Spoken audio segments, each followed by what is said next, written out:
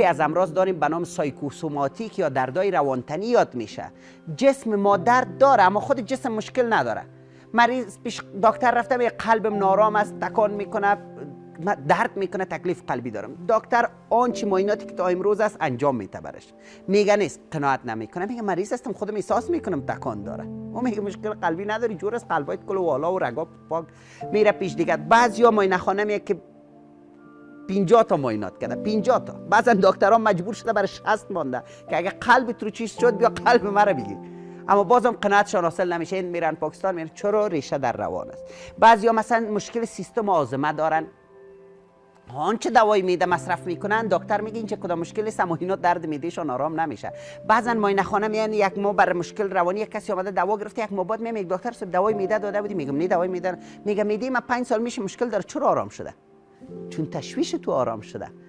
ما کل بدن ما رگای اعصاب پر است و مخصوصا یک عصب داریم به نام عصب وگوس. وگوس در لاتین سرگردان مانه، دیدیم کل بدن سرگردان است.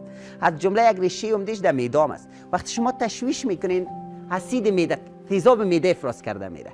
این تیزاب که زیاد شد، آلی غذا را هضم کرده، میچسبه به خود جدار معده، خود معده را هم زخم کرده میره. به می خاطر حتی یک مرض معده است به نام استرس گاسترایتس، یعنی التهابی که در معده از اثر استرس به وجود آمده. ستون فقرات درد داره، عکس میگیرن میگه ستون فقرات جور است، همایی میگه من آرام هستم، خودم احساس میکنم درد دارم.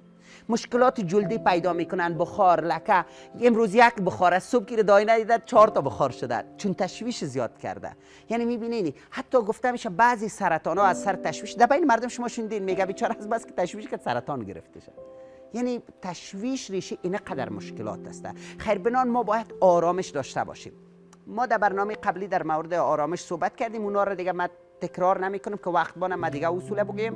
من چند تا اصل براتون بیان میکنم که سبب میشه ما و شما رو به آرامش برسانه. یکی از این اصلا قناعت داشتن است. دوستای نازنین، در زندگی انسانای با قناعت همیشه آرامش دارن.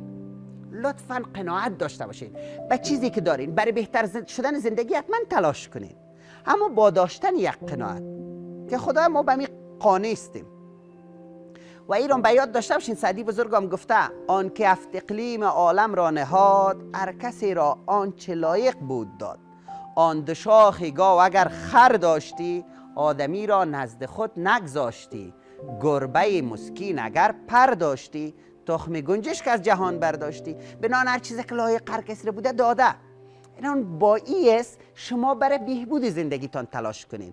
چیزی را که دارین دوست داشته باشین. سخن حضرت علی کرم الله وجهه میگه چیزی را که دارین دوست داشته باشین. همین خانگی، همین وسایل خانگی که دارین، هر چند ارزان و کهنه است میتونه دوست داشته باشین. وقتی شما این دوست داشته باشین، خداوند زمینه بهتر شدنشان هم براتون. شما دیگه در روایات دینی دارین وقتی ما شکرگزار می باشیم، شکر نعمت افزون کند. وقتی میگی خدایا شکر، زیاد شده میره. وقتی کفر نعمت کنی، این نعمت هم از کفت بیرون میشه.